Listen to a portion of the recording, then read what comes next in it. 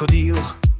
Vylepšuje si svůj lesklý ocas a polévá vodami Nilu každou zlatou šupinu. Jak vesele se zdá, že se usmívá, jak úhledně roztahuje drápy a vítá malé rybky dovnitř sněžně se usmívající tlamou.